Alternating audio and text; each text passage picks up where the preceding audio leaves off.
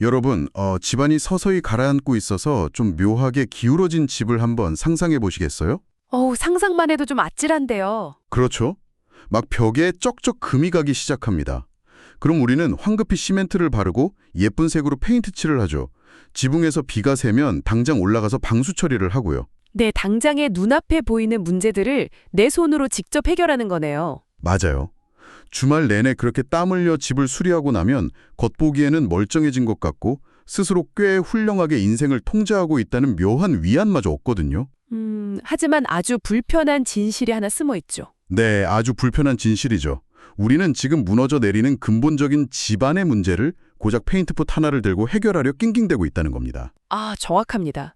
집안이 침해하는 구조적인 결함은 사실 벽지 색깔을 바꾼다고 해결될 일이 아니잖아요. 절대 아니죠.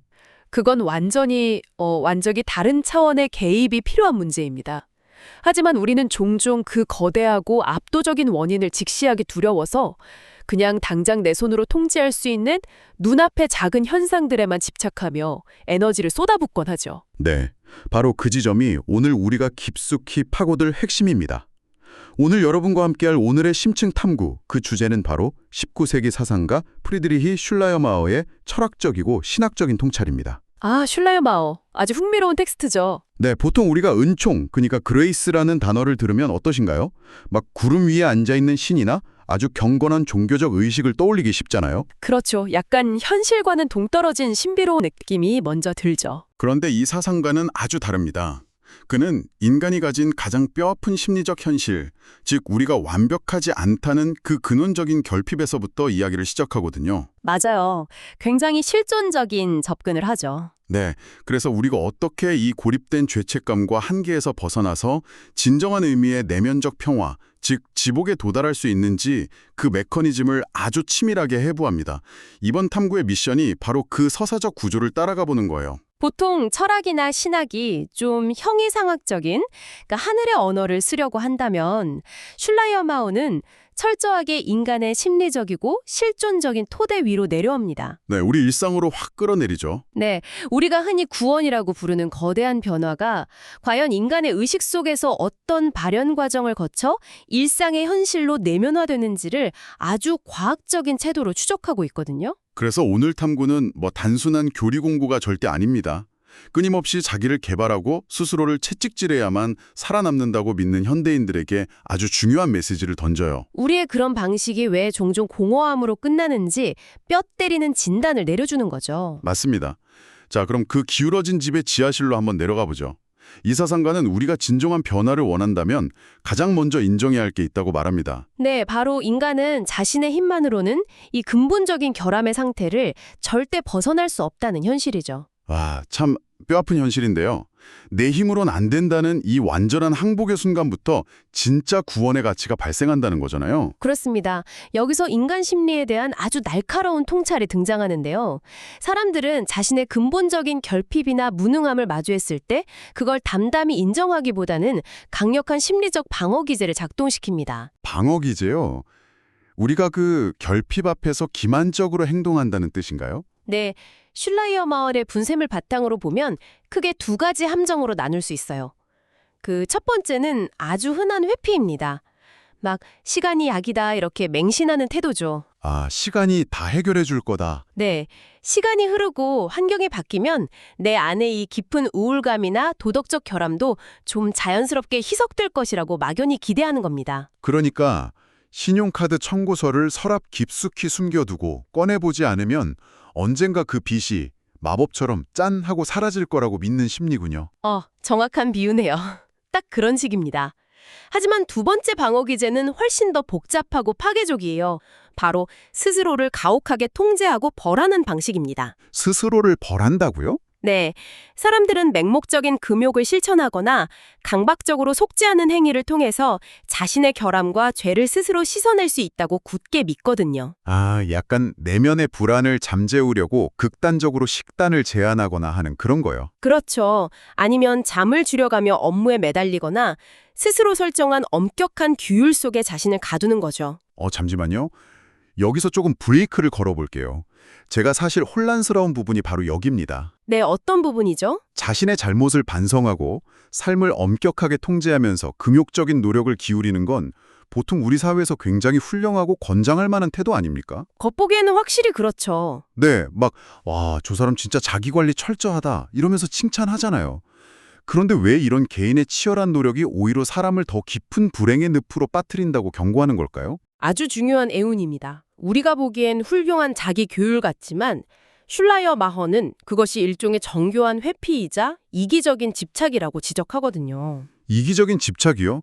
자기를 통제하는 게 왜 이기적인 거죠? 왜냐하면 우리가 스스로 만들어낸 자학적인 통제나 속죄 의식에 막 에너지를 쏟다 보면 필연적으로 우리에게 진짜로 주어진 일상적이고 공동체적인 의무를 방치하게 되기 때문입니다. 아, 내가 완벽해지는데 너무 신경을 쓴 나머지 내 옆에 있는 사람들을 돌보지 못한다는 뜻인가요? 바로 그겁니다. 인간은 본질적으로 타인과 관계를 맺고 사회 속에서 마땅히 감당해야 할 의무들이 있잖아요. 내 가족을 돌보고 직장 동료와 협력하고 이런 것들이요? 맞아요. 이웃과 연대하는 것들이죠. 그런데 스스로의 죄책감을 씻어내겠다고 동굴 속에 들어가 고행을 하거나 자기 완벽주의에 빠져 있으면 어떻게 될까요? 정작 현실에서 누군가를 돕고 사랑해야 할 그 시간과 에너지를 다 빼앗기겠네요. 그렇습니다. 결국 내면의 평화를 얻으려는 그 고독한 노력이 의무 수행의 공백을 만들어내는 거예요. 그리고 그 공백이 또 다른 타인에게 상처를 주면서 새로운 죄책감을 낳는 악순환이 시작되는 거죠. 와, 스스로 집안을 고치겠다고 집안의 기둥을 뽑아서 바닥에 메우고 있는 꼴이네요. 그럼 집은 더 빨리 무너질 테고요. 아주 정확한 통찰입니다. 결국 나 혼자만의 의지와 자기개발적인 채찍질로는 이 근본적인 결핍을 결코 해결할 수 없다는 논리군요. 네, 철저하게 한계를 지적하는 거죠. 그렇다면 이 절망적인 상황에서 대안은 뭡니까? 여기서 드디어 이 사상가가 말하는 은총의 진짜 의미가 등장한 타이밍인 것 같은데요. 그렇습니다. 고립된 개인의 노력이라는 환상이 깨진 바로 그 자리에 은총이 들어서거든요. 여기서 은총은 우리가 착한 일을 해서 받아내는 보상이나 트로피가 절대 아닙니다. 보상이 아니다. 그럼 뭔가요?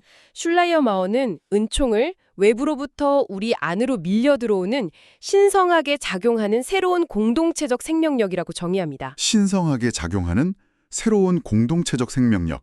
말이 조금 어려운데요. 네, 그래서 이 지점에서 우리는 은총과 우리가 흔히 말하는 선량한 행동 혹은 시민적 의를 아주 명확하게 구분해야 해요. 시민적 의라고 하면 그 법을 잘 지키고 세금을 정직하게 내고 막 길가에 버려진 쓰레기를 줍는 훌륭한 시민의 덕목을 말하는 거겠죠? 네, 그런 도덕적이고 윤리적인 노력입니다.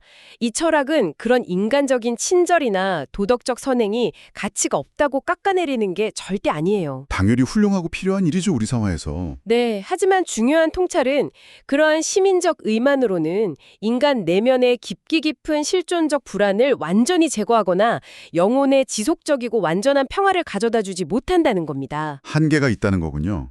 인간의 윤리적 노력은 어디까지나 이미 금이가 있는 불완전한 시스템 안에서 이루어지는 상대적인 최선일 뿐이니까요. 아, 불완전한 시스템 안에서의 최선. 반면 은총은 완전히 다릅니다. 그것은 손상된 시스템 안에서의 수리가 아니라 인간의 한계를 압도하며 외부로부터 주어지는 전혀 새롭고 완전한 차원의 질서라는 거죠. 이 대비를 들으니까 아주 직관적인 비유가 하나 딱 떠오르네요. 어떤 비유죠? 우리가 매일 쓰는 스마트폰을 한번 생각해 봅시다. 폰이 너무 오래돼서 배터리도 금방 닳고 앱을 열 때마다 자꾸 버벅거리고 강제 종료가 막 됩니다. 시민적 의는요, 고장난 앱들을 하나하나 수동으로 지웠다가 다시 깔고 불필요한 사진을 지우면서 어떻게든 용량을 확보하려는 눈물겨운 노력과 같습니다. 와, 너무 와닿는데요. 당장은 폰이 조금 빨라진 것 같아서 뿌듯하겠죠. 네, 하지만 근본적인 시스템의 결함은 그대로 남아있잖아요. 그런데 지금 말씀하시는 은총은 완전히 다른 차원이네요. 그렇죠. 완전히 다른 거죠. 아예 결함이라는 것 자체가 존재하지 않는 완벽하게 설계된 최신 운영체제, 그러니까 OS 전체를 외부 서버로부터 새롭게 다운로드하는 거잖아요. 그래서 스마트폰의 근본 밑바닥부터 싹 밀어버리고 완전히 갈아엎는 것과 같군요. 와, 슐라이어 마허의 구분을 현대적으로 아주 정확하게 포착한 찰떡 같은 비유입니다. 앱을 몇 개 정리하는 것과 디바이스의 근본적인 구동 방식인 OS 자체를 바꾸는 것의 차이죠. 스케일이 다르네요. 네, 은총은 기존의 나를 조금 더 나은 사람으로 수리하는 과정이 아닙니다. 그것은 완전히 새로운 생명의 질서를 부여받는 아주 창조적인 사건이에요. 자, 그럼 여기서 또 논리적인 질문이 하나 생깁니다. 새로운 OS를 다운로드해야 한다는 건 알겠어요. 그런데 도대체 그 OS는 어디서 다운로드합니까? 아주 현실적인 질문이네요. 하늘에서 갑자기 USB가 뚝 떨어지는 건 아닐 테고요. 이 거대하고 완벽한 생명력이 도대체 어떤 메커니즘을 통해 평범한 개인의 의식 속으로 발현되고 전달되는 걸까요? 이 대목에서 슐라이어 마워는 아주 역사적이고 관계적인 메커니즘을 제시합니다. 그는 은총을 어떤 신비로운 마법의 가루처럼 묘사하지 않거든요. 마법이 아니다. 네, 대신 이것이 특정한 단계를 거쳐서 우리에게 전이된다고 설명합니다. 전이된다, 전달된다는 뜻인가요? 맞습니다. 첫 번째 단계는 개인이 고립된 상태에서 벗어나서 역사 속으로 침투해 들어온 완전히 새로운 총체적 삶을 마주하는 겁니다. 텍스트는 이 새로운 삶의 기원이 역사적 인물인 그리스도로부터 시작되었다고 명시하죠. 잠시만요. 여기서 조금 더 깊이 파고들어보죠. 현대 무수히 많은 사람들이 겪고 있는 실존적인 불안과 심리적 결핍이 무려 2000년 전의 역사적 인물로부터 비롯된 무언가에 의해 해결된다. 현대인의 관점에서는 좀 비약처럼 들릴 수 있죠? 솔직히 논리적인 비약처럼 느껴질 수도 있습니다. 이 전달의 과정이 도대체 어떻게 작동한다는 건가요? 훌륭한 지적입니다. 그 간극을 이해하려면 이 사상가가 왜 그리스도를 두 번째 아담이라고 묘사했는지를 심리적, 철학적 맥락에서 좀 풀어봐야 해요. 두 번째 아담이요? 네, 인류를 상징하는 첫 번째 창조, 즉 첫 번째 아담의 상태는 본질적으로 미완성이었습니다. 인간은 태생적으로 무한한 존재, 즉 신과 연결되어 있다는 의식이 희미하거나 결핍되어 있었죠. 태어날 때부터 좀 끊어져 있는 느낌. 네, 그 유한함과 분리감이 결국 모든 불안과 이기심, 타인을 향한 상처의 근원이 되거든요. 그런데 두 번째 아담을 통해서 놀라운 일이 벌어집니다. 어떤 일이죠? 유한한 인간의 육신 안에 무한한 신적 의식이 절대적으로 단 하나의 결함도 없이 완벽하게 결합된 완전히 새로운 인간 본성이 역사 속에 최초로 등장한 겁니다. 와, 결합 없는 완벽한 본성이요? 네, 이것은 단순한 개인의 탄생이 아니라요. 인류라는 거대한 유기체적 네트워크에 전에 없던 강력하고 완벽한 생명의 DNA가 이식된 사건으로 보는 겁니다. 그러니까 어떤 교리적이고 법적인 절차로 막 도장 찍듯이 구원을 받았다 이게 아니네요. 전혀 아니죠. 인류의 역사라는 거대한 관계망 속에 어떤 강력한 바이러스처럼 물론 좋은 의미의 바이러스입니다만 그 완벽함이 퍼져나가기 시작했다는 거군요. 정확합니다. 본문은 이 과정을 전이 혹은 공유라는 개념으로 설명하거든요. 그리스도가 가진 그 결함 없는 완벽함은 역사와 공동체, 사람과 사람의 관계망을 통해 그것을 받아들이는 자들에게 흘러들어갑니다. 관계망을 통해서 흘러간다. 네, 불안이 전염되듯이 이 압도적인 내면의 평화와 완벽함도 관계를 통해 개인에게 전이되는 것이죠. 와, 평화도 전염이 되는 거군요. 그렇죠. 그리고 마지막 단계에 이르면 이 외부로부터 유입된 완벽한 생명력이 개인의 내면에서 능동적으로 작동하기 시작합니다. 능동적으로 작동한다면 내 안에서 뭔가 변화가 일어나는 건가요?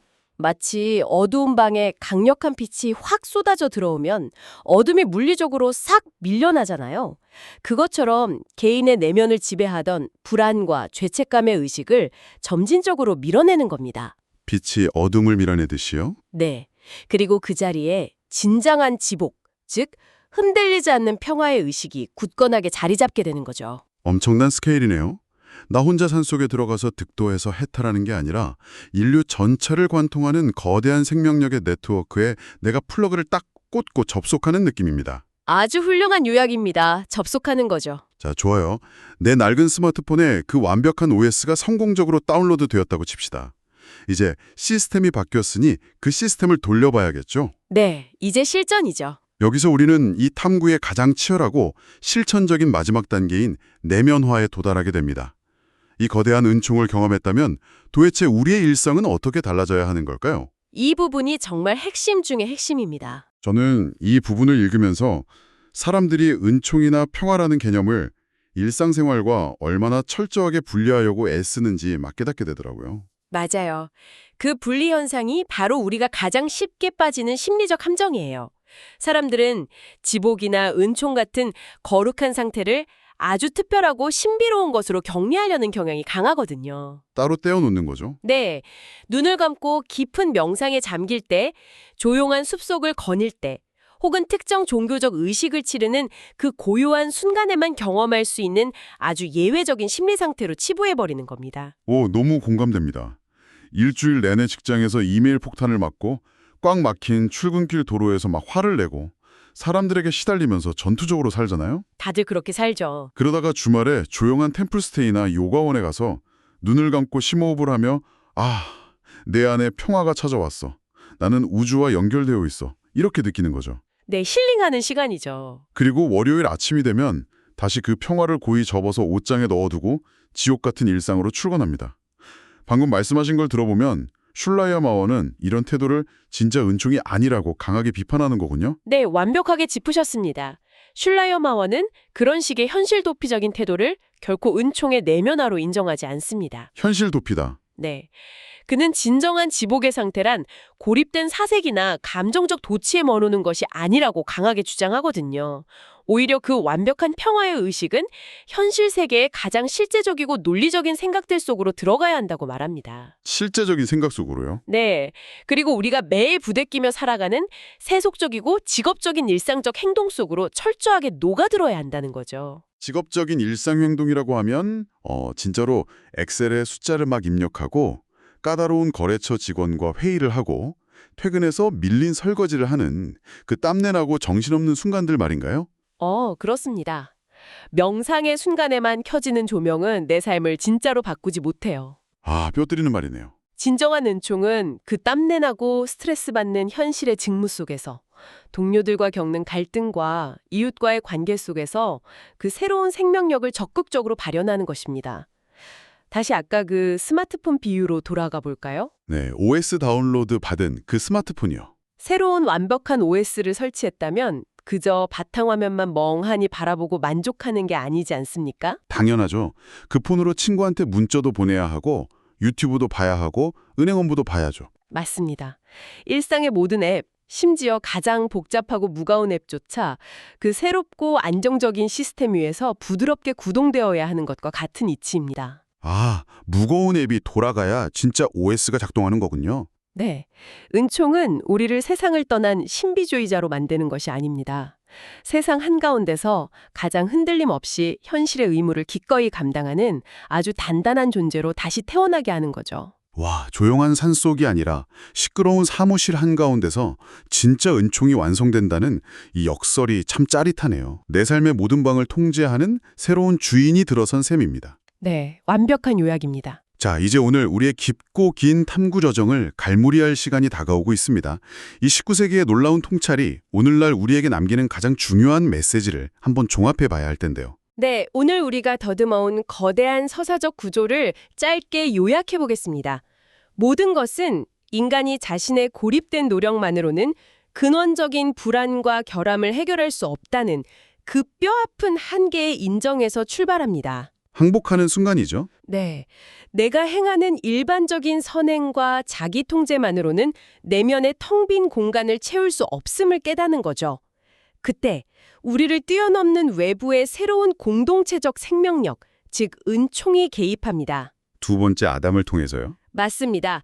이 역사적인 완벽함은 관계와 공동체를 통해 우리에게 전이되며 마침내 이 모든 경이로운 경험은 현실 도피가 아닌 매일의 치열한 직업적 일상 속에서 가장 구체적인 행동으로 내면화되는 겁니다. 와, 정말 압도적인 여정이네요.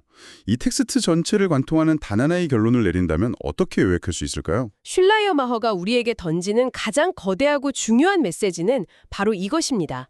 은총은 고립된 개인의 외롭고 처절한 자기 수련이나 스펙 쌓기가 아니라는 겁니다. 나 혼자 하는 게 아니다. 네, 그것은 나를 둘러싼 거대하고 신성한 공동체적 생명에 기꺼이 동참함으로써 개인의 일상과 현실 인식 전체가 완전히 뒤바뀌는 패러다임의 전환입니다. 우리는 결코 혼자서 완전해질 수 없으며 나를 넘어서는 더 큰 생명의 관계망 속으로 나의 불완전함을 열어보일 때 비로소 근본적인 치유가 시작된다는 것이죠. 혼자서는 결코 완전해질 수 없다.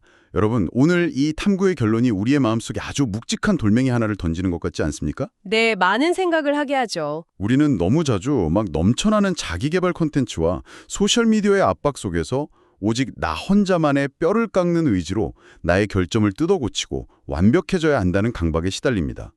오늘 처음에 제가 기울어가는 집의 비유를 들었잖아요. 네, 페인트 칠 하던 집이요. 어쩌면 우리는 무너져가는 집안에서 문을 꼭꼭 걸어 잠근 채 혼자서 벽에 페인트 칠을 하며 그것을 성장이라고 굳게 믿고 있었는지도 모릅니다. 스스로를 고립시키면서. 네. 하지만 만약 오늘 살펴본 통찰처럼 우리의 가장 깊은 내면적 변화와 진정한 구원이 나라는 고립된 섬을 억지로 수리하는 데서 오는 것이 아니라면 어떨까요? 발상의 전환이네요. 오히려 망치와 페인트 붓을 내려놓고 내 한계를 뛰어넘는 더 크고 완전한 공동체적 삶과 관계를 향해 굳게 닫힌 문을 활짝 열고 온전히 항복할 때 비로소 진짜 생명력이 흘러들어오는 것이라면 말이죠. 그것이 진짜 은총이 작동하는 방식이죠. 이번 주말에는 여러분의 일상 한가운데 잠시 멈춰서서 스스로에게 이 질문을 던져보셨으면 좋겠습니다. 내가 나를 더 나은 사람으로 만들겠다고 잔뜩 어깨에 힘을 주고 휘두르고 있는 나만의 금욕적인 채찍은 무엇인가? 내려놓아야 할 채찍이죠. 그리고 꽉 쥔 두 손을 풀고 마음을 열 때 내 삶의 외부로부터 기꺼이 받아들여야 할 그 거대한 은총은 과연 어떤 모습으로 나를 기다리고 있을까? 참 아름다운 성찰의 질문입니다. 이 낯설고도 아름다운 질문이 여러분의 치열한 일상의 새로운 창문을 활짝 열어주기를 기대해 봅니다. 오늘의 심층 탐구는 여기서 마칩니다. 함께해 주신 여러분 고맙습니다. 감사합니다.